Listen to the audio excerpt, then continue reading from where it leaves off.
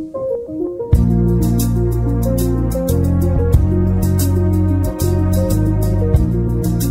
what's up? This is Cole, and apparently I am it, in that I have been tagged. Don't need to explain that, I suppose. I'll put a link also to the video that started this for me. Anyway, I was tagged by my good YouTube pal pizowell, and the whole deal here is how it originally started. Well, I don't know. There might have been a long succession of tags before it got to him, but by the time I got to him, it was about a top 5 desert island type questions. You know, if you're on a desert island, what are your top 5, whatever that you need to have. And I love this question because I love lists. I'm a contributor to the awesome blog fiveorama. So is ryho Magnifico, YouTube superstar, and others.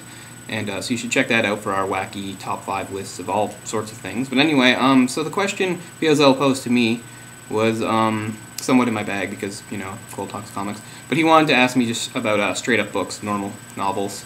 And while graphic novels certainly count as novels, and and some, that's just how I view it, a graphic novel is a novel, certainly I don't mind sticking to his rules. If it wasn't, Watchmen be there, and as you can see right on the thing, one of Time Magazine's 100 best novels, they don't say because it's a graphic novel it doesn't count, it's right up there. And it's very tempting to include this, but nope, that's fine. Okay, so hopefully I won't, ramble too much about this and just get through it quickly. Okay, 1, not in any order, and again, just before I start, top 5 desert island stuff to me always doesn't mean your favorite necessarily, because to me, you sort of need variety and other things that come into it. Like if you had your top 5 movies, you probably don't, even if your favorite movies, come down to like 2 horror and 3 action, that doesn't really work out too favorably for you probably in a desert island situation. Maybe you need a drama in there or a comedy or something. I really take the question quite literally. I'm on a desert island and I'm not going anywhere for a while. So okay, so let's get into it. So this will include some of my favorite books, but also, books that I picked specifically because I think they fit the situation. Jurassic Park. I've always loved Jurassic Park. That's Michael Crichton, of course. Still probably his most well-known novel in, so many novels. He passed away last year, which I was very shocked and saddened by. The master of the techno-thriller.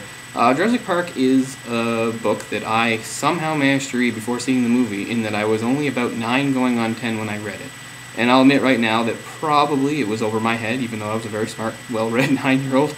It was probably over my head, but I still loved it, and I've come back to it and I've read it year after year. As a writer, one of the things I always took away from it, and a lot of his other work too, was he taught me a lot about pacing and giving characters good backstory without digressing too much from the plot. Anyway, let's move on here.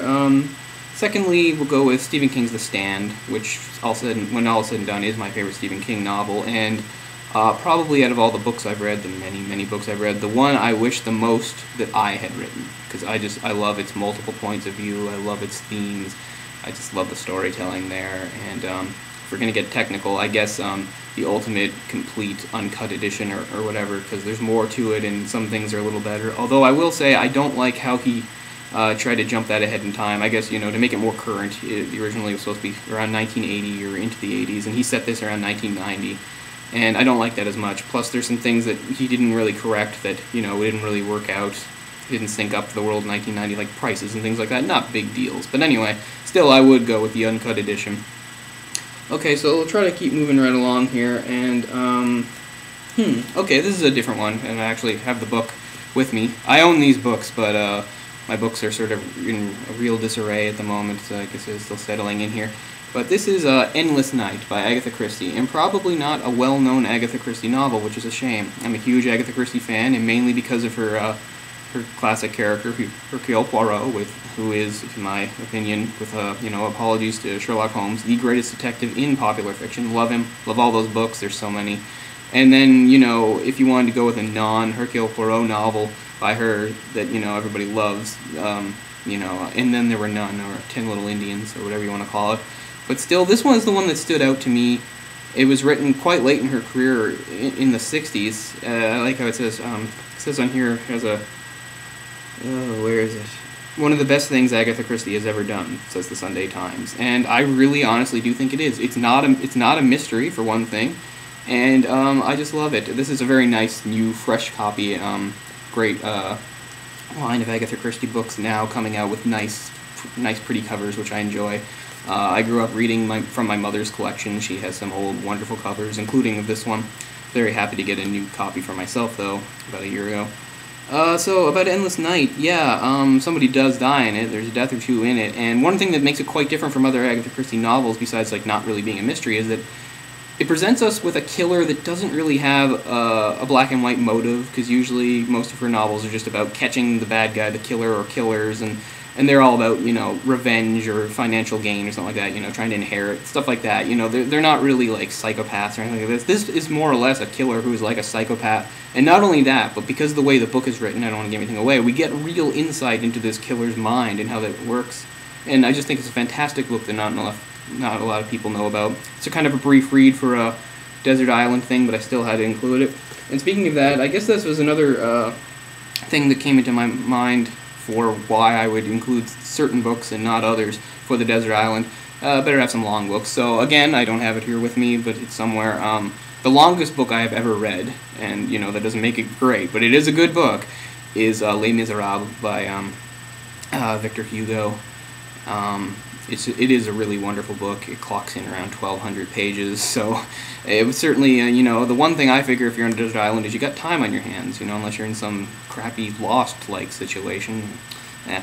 But anyway, it's a really great book, wonderful characters. It's nice to read something written by somebody back then, you know. I've certainly read older books, but this is, you know, 19th century. You just sort of... for a book, you know, that was originally, of course, written in French, it's been translated very well, reads very fluidly. Like I said, wonderful deep characters, and of course, you know, when you have a book that long, it's understandable why the characters would be so deep. There's so much time to work in there. Okay, so, and then bringing up the rear here is probably the oddest of the books, and one that I can't even say I like it, and this is why. This is Gravity's Rainbow by Thomas Pynchon, and I certainly don't have time to go into it here. I don't. And the main reason I would include it is simply because I've read it twice now, which isn't, you know, a lot of these books I've read multiple times. I've read this twice. First time when I was about 17 or 18. And this book is a mindfuck, I just must say. I still don't get it. I still have so much trouble reading it, and I just think, you know, if I'm on a desert island, this will help me appreciate it better, maybe wrap my head around it. You know, critically it is quite acclaimed, but certainly there have been critics that have blasted it, you know, even calling it, like, completely overwritten and unreadable, and I understand that. There's over 400 characters in this. There's shifting points of view. There's huge digressions from the plot that go into other little short stories. The style is just all over the place. It's an incredibly complex story.